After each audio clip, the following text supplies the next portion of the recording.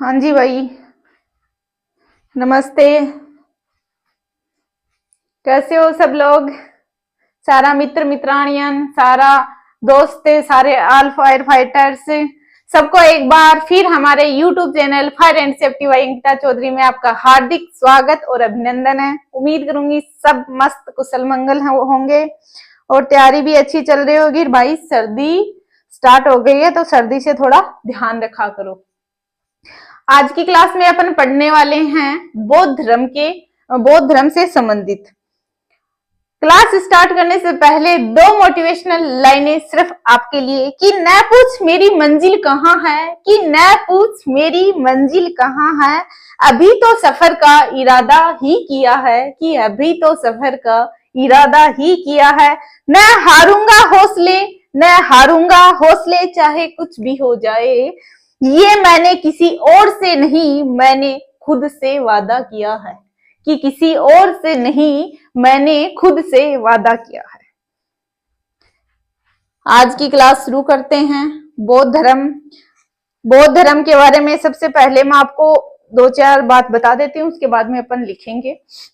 बौद्ध धर्म को अपन एशिया की लाइट ऑफ एशिया, यानी कि लाइट ऑफ एशिया, एशिया की ज्योति कहते हैं।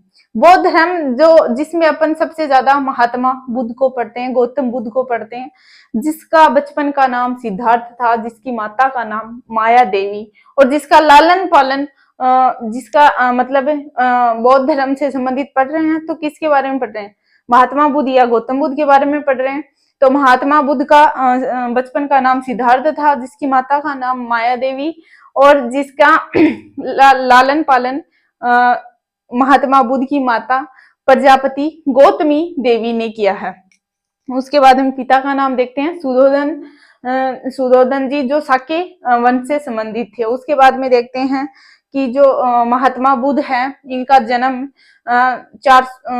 कब हुआ? 563 बीसी में हुआ है, लुम्बिनी नामक स्थान पर। इनके बेटे का नाम क्या था? बेटे का नाम था राहुल और पत्नी का नाम था यशोधरा। इसके बाद में देखते हैं क्या हो गया।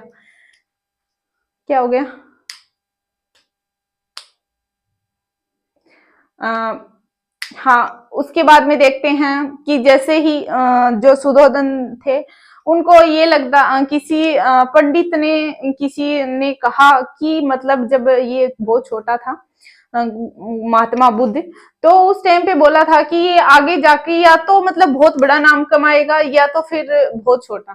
तो उन्होंने सोचा कि मेरे तो एक ही संतान है, यदि ऐसा हो गया, ये मेरे से दूर चला गया तो मैं कैसे रहूंगा, मतलब बहुत सारे विचार जो दिमाग में आने लग गए। उसके बाद में इन्होंने, आज के टाइम भी ऐसे ही होता है कि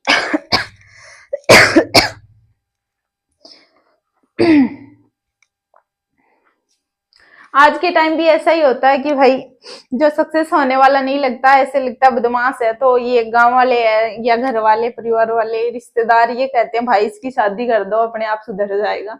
तो इनके पिता ने भी यही सोचा कि भाई शादी कर देते हैं, अपने आप सुधर जाएगा, घर गृहस्थी में इनका मन लग जाएगा और उधर वो फिर एक अलग ही जिंदगी में अपने में मस्त रहेगा, तो ये कहीं नहीं जाएगा, ये मेरे पास ही रहेगा, ये सोचा। तो उनकी 16 वर्ष की उम्र में शादी कर दी गई। 16 वर्ष की उम्र में शादी कर दी तो अब उनको लगा कि पत्नी यशोधरा थी, तो उनको लगा कि हाँ अब ठीक है, अब ये कहीं नहीं जाएगा। तो वो एक दिमाग से टेंशन थी वो उनके निकल चुकी थी। तो ये होता है, जो भाग्य का लिखा होता है वो उनको मिलना ही होता है। ये है कि यदि किसी के भाग्य में कुछ अच्छा लिखा होगा या कुछ बुरा लिखा होगा तो वो उसको मिलना ही है। तो उनके लिए वो एक मतलब पर्याप्त नहीं था जिसमें वो रह रहे थे, वो जीवन शायद उनके लिए नहीं था। लेकिन उसी टाइम ये लग रहा था हाँ सब सही है, ऐसे ही चलता रहेगा। उसके बाद में जैसे ही महात्मा बुद्ध की शादी कर दी गई, तो उनका एक सारथी था जिसका नाम था चना, सारथी था। तो एक दिन वो अचानक भ्रमण पे निकले। तो जैसे ही भ्रमण पे निकले तो उनको सबसे पहले, चना उसके साथ था, तो जैसे ही वो भ्रमण पे निकले सबसे पहले उनको एक बूढ़ा व्यक्ति, वृद्ध व्यक्ति मिला। तो गौतम बुद्ध ने पूछा कि क्या मैं भी बूढ़ा हो जाऊंगा? तो चना ने कहा हाँ बूढ़ा तो हो जाऊंगा। उसके बाद में जैसे जैसे आगे चले तो उनको एक बीमार व्यक्ति मिला। तो गौतम बुद्ध का फिर वही सवाल था कि मैं भी बीमार हो जाऊंगा? तो चना ने कहा हाँ बिल्कुल। तो उसके बाद में जैसे आगे गए तो शव मिला, तो कहा हमारी भी मृत्यु हो जाएगी। तो जना ने कहा हाँ बिल्कुल, जो जन्म लिया जिसकी तो मृत्यु होनी है। उसके बाद में आगे गए तो एक सन्यासी मिला, तो कहा कि हाँ ये मोह माया से त्याग दिया इसने जीवन, और अब ये सन्यास ले चुका है। तो उन्होंने कहा ठीक है। उसके बाद में वो वापस आ जाते हैं। उसके बाद में जैसे ही 29 साल की उम्र में गौतम बुद्ध ने घर घर त्याग दिया। घर त्यागने के बाद में उनको ये लगा कि अब उनको मतलब और सीखना है, मतलब प्रतीक्षा, वो क्या बोल सकते हैं उसको, कि कठोर तपस्या करी।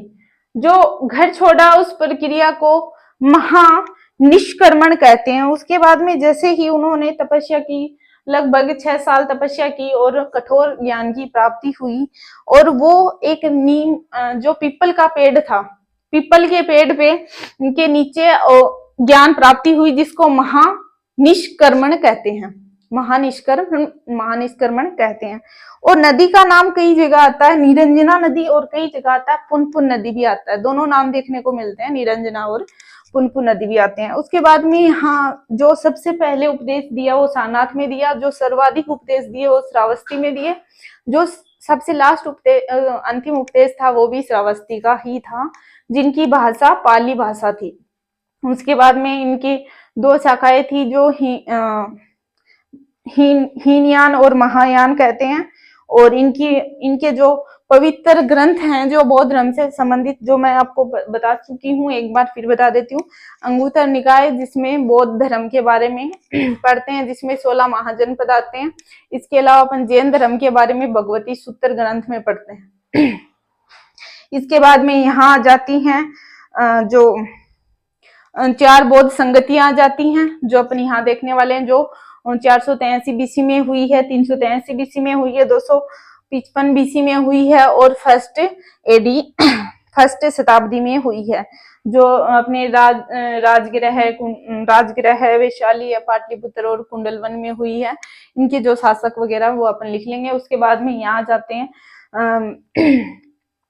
त्रिरत्न आ जाते हैं। त्रिरत्न में आ जाते हैं बौद्ध धर्म और संघ आ जाते हैं। उसके बाद में त्रिपिटक आ जाते हैं, जिसमें सूती विनय और त्रिपिटक में आ जाते हैं सूत पिटक, विनय पिटक और अधिगम पिटक। एक मिनट रुकना भाई।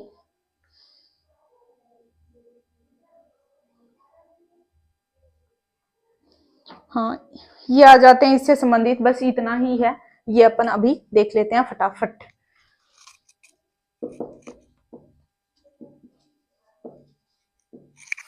थोड़ा और नीचे लिख देती हूँ।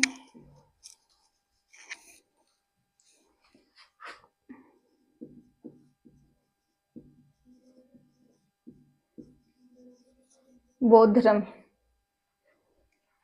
जिसको बोलते हैं लाइट ऑफ एशिया। उसके बाद में आ जाता है, जैसे अलग ही लिख देती हूँ, जन्म 563 बीसी लुम्बिनी में, बचपन का नाम सिद्धार्थ, माता माया देवी, और जो लालन पालन किया था वो किया था मौसी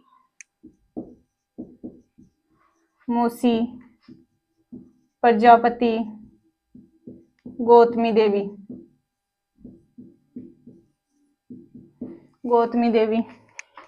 पिता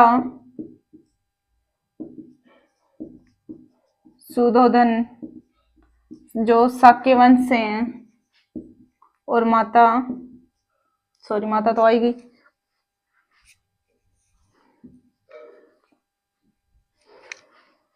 पत्नी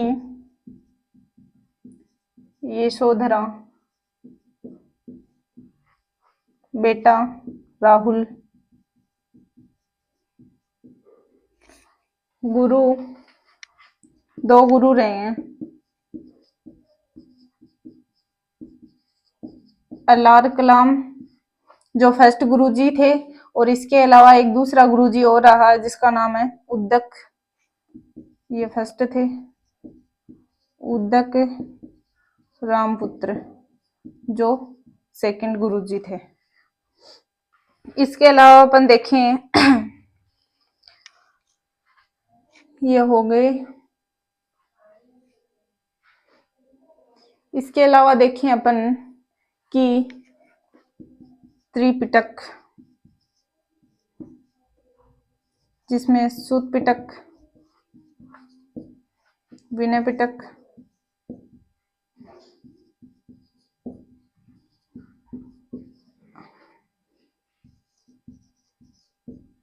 पिटक, इसमें आ जाते हैं। इसके अलावा त्रिरत्न,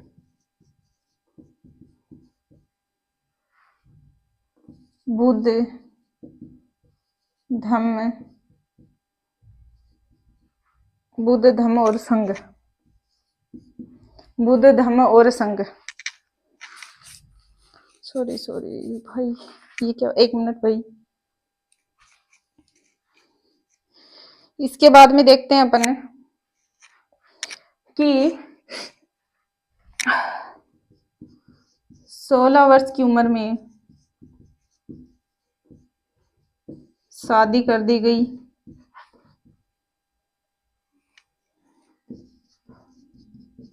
महात्मा बुद्ध या गौतम बुद्ध।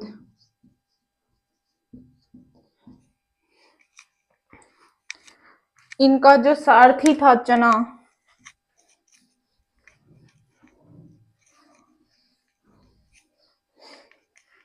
बहुत सर्दी है भाई, क्या पता एक जगह खड़े खड़े ज्यादा सर्दी लग रही है क्या।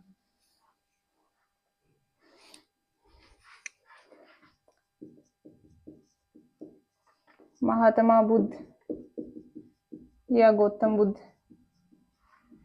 जिनका सारथी चना, जैसे भ्रमण पे निकले तो सबसे पहले इनको मिला बूढ़ा व्यक्ति,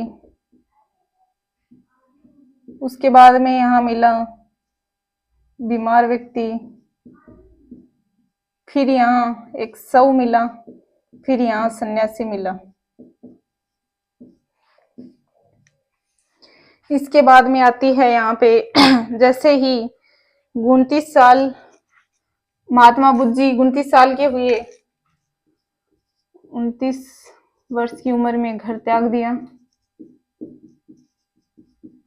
जिस प्रक्रिया को महानिष्क्रमण कहते हैं, महानिष्क्रमण कहते हैं। उसके बाद में 6 साल कठोर तपस्या करी, कठोर तपस्या करी तो ज्ञान प्राप्त हुआ। इसको बौद्ध धर्म में बोधि कहते हैं, ज्ञान प्राप्त को, ज्ञान प्राप्ति को बोधि कहते हैं। उसके बाद में ज्ञान प्राप्त कहाँ हुआ? निरंजना नदी, कई जगह इसका पुन पुन नाम भी आता है, और पीपल के वृक्ष के नीचे,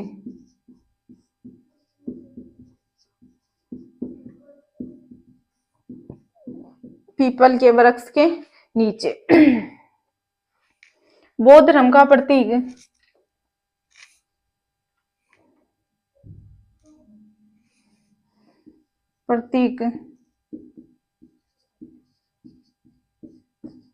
कमल व सांड था।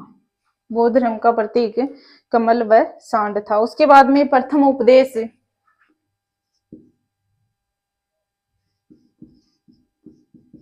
प्रथम सारनाथ में, सर्वाधिक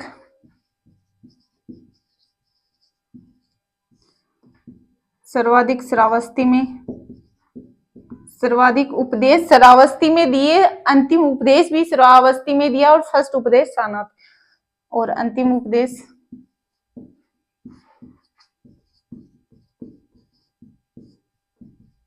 श्रावस्ती में दिया, जिनकी भाषा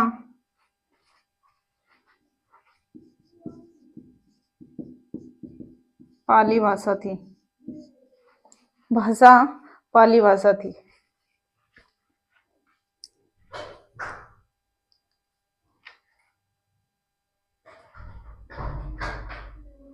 भाषा पाली भाषा थी। इसके बाद में इनके पवित्र ग्रंथ आते हैं। अंगुत्तर निकाय,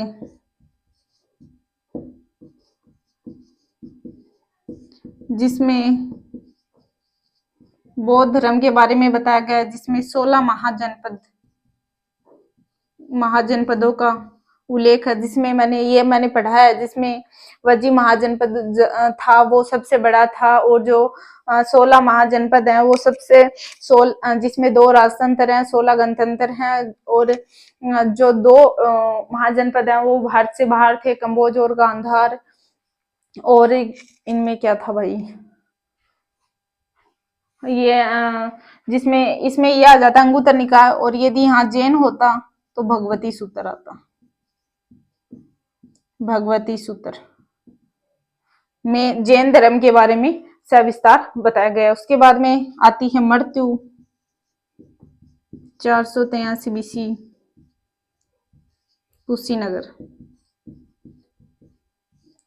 कुशीनगर में। उसके बाद में देखते हैं अपन मृत्यु को, ये तो लिख देती हूँ, मृत्यु को महापरिनिर्वाण कहते हैं। इसके बाद में 4 अपनी बौद्ध शक्तियां हैं।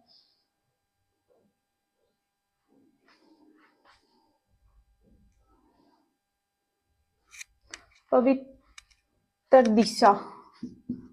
दिशा जो आती है वो आती है दक्षिण। बौद्ध संगति के बारे में देखते हैं, जो 483 BC, 383 BC, 255 BC और फर्स्ट शताब्दी यानी फर्स्ट एडी को हुई है।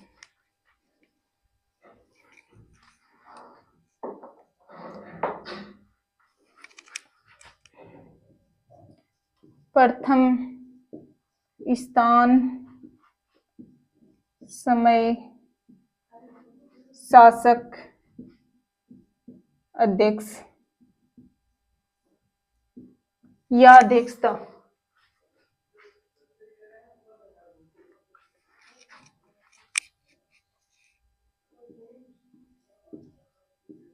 प्रथम 483 BC राजगृह, द्वितीय 383 BC Vaishali, third Pataliputra, fourth Kundalvan. 255 BC और फर्स्ट शताब्दी, थर्ड फोर्थ। उसके बाद में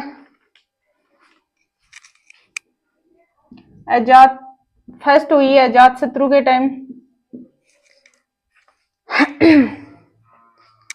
दूसरी हुई है काला शोक के टाइम, थर्ड हुई है अशोक के टाइम, और फोर्थ हुई है कनिष्क के टाइम। इस समय अध्यक्ष थे महाकश्यप। उसके बाद में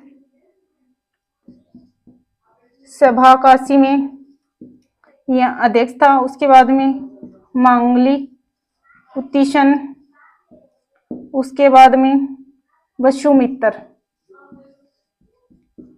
और यहाँ पे उपाध्यक्ष अश्वघोष थे। ये 4 बौद्ध संगतियां हुई हैं। क्लास मुझे जल्दी एंड करनी पड़ेगी। आज की क्लास यहीं तक। जय हिंद, जय भारत।